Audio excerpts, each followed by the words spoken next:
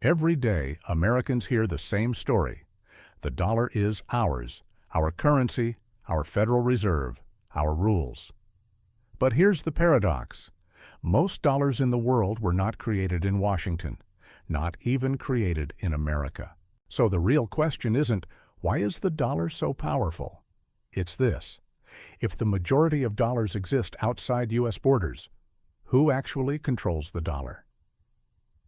This is the financial historian style, where money, power, and history collide, and nothing is ever as simple as it looks. Because once you see the system, you realize something unsettling. The dollar is not just American money, it's the operating system of global finance. And the biggest part of that system lives offshore, beyond the direct reach of Congress, and often beyond the reach of the Fed. Today, we call it the Eurodollar system, and it's the hidden empire that makes the world feel like a hostage to U.S. interest rates. To understand how we got here, you have to go back to a time when the U.S. didn't export Netflix, tech, or culture. It exported something far more valuable: dollars. The dollar's first empire. After World War II, the United States sat on the world's gold, and the world's factories were damaged or exhausted. Europe needed rebuilding. Trade needed restarting. Governments needed stability. So the U.S. helped design a new monetary order. At Bretton Woods, the world agreed. Currencies would orbit the dollar, and the dollar would orbit gold. The U.S. dollar became the anchor, because it was backed by American credibility and American gold. But here's the catch. When global trade exploded, the world needed more dollars than the U.S. could comfortably supply through gold-backed rules. Dollars were demanded everywhere by importers, exporters, banks, governments. But Washington didn't want to ship gold out forever to cover everyone's dollar appetite. So the system did what financial systems always do. It invented a workaround, not a conspiracy. A mechanism, a new kind of dollar, created offshore. The birth of the Eurodollar. Dollars without America. In the 1950s and 60s, non-U.S. banks began taking dollar deposits, not in New York, in London, in Paris, in offshore centers where regulation was lighter and politics were safer. Why would anyone deposit dollars outside America? Because in the Cold War, holding dollars inside the U.S. could be risky. If you were the Soviet Union or a government Washington didn't like, you worried your assets could be frozen, so you held dollars in banks outside the U.S. These were still dollars, denominated in dollars, used as dollars, treated as dollars. But they were not Fed dollars in the simple way Americans imagine. They were bank dollars. And that distinction matters, because banks don't just hold deposits, they multiply them. A dollar deposit becomes the base for a dollar loan. A dollar loan becomes a dollar asset. That asset becomes collateral for more borrowing. And suddenly, you have dollars being created without the U.S. government printing a single bill. This is the core idea. A Eurodollar is a dollar created by a non-U.S. bank outside U.S. jurisdiction. It's a dollar promise, not a dollar bill. An IOU that functions like money because everyone trusts it.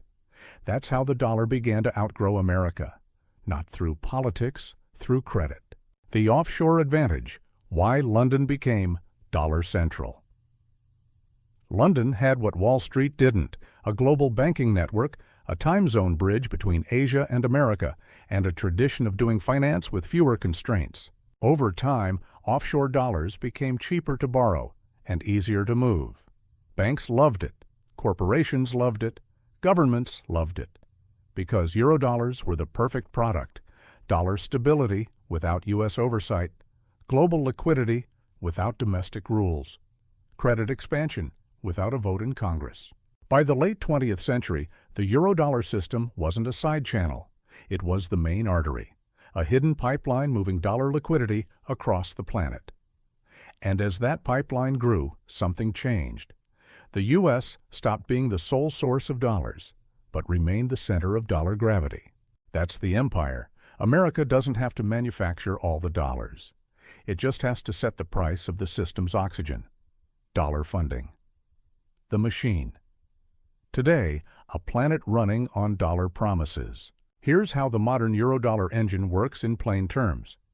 A bank outside the U.S. takes dollar deposits or borrows dollars in wholesale markets. It lends those dollars to corporations, governments, and other banks.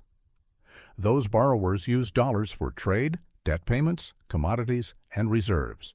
The system relies on rolling short-term dollar funding over and over. It's not a pile of cash, it's a chain of contracts. And that chain is enormous, because the world doesn't just want dollars to buy American products. It wants dollars because global finance is priced in dollars. Oil? Dollars. Shipping? Dollars. Emerging market debt? Often dollars. Global banking collateral? Frequently, U.S. Treasuries, also dollar instruments. So the Eurodollar system becomes a kind of shadow central bank network, banks creating dollar credit globally, tied together by confidence and collateral. And then comes the dangerous part. This system is most fragile when everyone needs dollars at the same time. Why Fed decisions hit the whole world. When the Federal Reserve raises rates, Americans feel it through mortgages, credit cards, and unemployment. But the rest of the world feels it through something even more brutal: dollar scarcity. Because higher U.S. rates usually pull capital toward the U.S. dollar, funding gets tighter. Refinancing gets harder, and every borrower who owes dollars suddenly faces a problem. They earn in local currency, but must pay in dollars. So they scramble, they sell assets, they buy dollars, they raise interest rates at home to stop capital flight. And that's why a decision in Washington can break a balance sheet in Brazil, Turkey, or Indonesia. Not because the Fed controls their governments, because the dollar is the settlement layer under their entire financial structure. This is the Eurodollar Empire in action. America sets the thermostat. The world catches the fever. The dollar liquidity trap: how crises spread. In a normal country, a central bank can print currency to stop a bank run. But here's the Eurodollar problem. When the world runs out of dollar liquidity, most countries can't print the currency they need. They can print pesos, lira, rupiah, rand, but they can't print dollars. So in a global panic, the demand for dollars spikes because everyone wants the asset that settles debt. That's when the Eurodollar chain becomes a weapon. The more offshore dollar credit you created during good times, the more you must repay during bad times. And that's why crises amplify. In booms, Eurodollar credit expands fast. In busts, Eurodollar credit contracts violently. It's a tide that comes in quietly and rushes out all at once. And if your country or company relies on offshore dollars, you don't just get hurt, you get squeezed. 2008. The moment the Eurodollar became visible. Most Americans remember 2008 as a U.S. housing crisis. But in the Eurodollar world, 2008 was something else: a global dollar shortage. European banks had huge dollar assets, mortgages, securities, lending, funded with short-term borrowing. When confidence cracked, dollar funding markets froze. Suddenly, banks outside America needed dollars and couldn't get them. So what happened? The Federal Reserve quietly became the lender of last resort, not just for America, but for the world, through swap lines with foreign central banks. That's not ideology. That's plumbing. When the dollar system breaks, the Fed is the only institution capable of backstopping the core collateral. And that's the point. Even when the majority of dollars are created offshore, the panic still runs back to the Fed, because the Fed controls the terms of ultimate dollar liquidity. And in crisis, ultimate liquidity is power. The winners, who benefits from the Eurodollar empire. Now we get to the part most people avoid saying out loud. Because the Eurodollar system isn't just an abstract network, it creates winners. First, U.S. financial institutions and markets. When the world needs safe assets, it buys treasuries and parks money in U.S. markets. Capital flows inward. Second, large global banks and asset managers. They sit in the middle of the chain, collecting spreads, fees, and access to cheap funding when times are good. Third, countries that can borrow in dollars cheaply, until they can't, because the Eurodollar system offers fast growth but demands payment in the world's hardest currency. And the losers? They are usually the same people in every country. Workers whose wages are in local currency, taxpayers who absorb austerity, small businesses that don't have access to global dollar funding. Because when the squeeze hits, governments stabilize the system by sacrificing the periphery. That's the class angle. Dollar power is not distributed evenly. The benefits concentrate where the assets are owned. The pain spreads where the debts must be paid. The unsettling truth. The dollar is a global franchise. So let's return to the opening paradox. If most dollars are created offshore, who controls the dollar? The answer is both simpler and darker than people expect. No one fully controls it, but America anchors it. The Eurodollar system is like a global franchise network. Private institutions create dollar credit everywhere.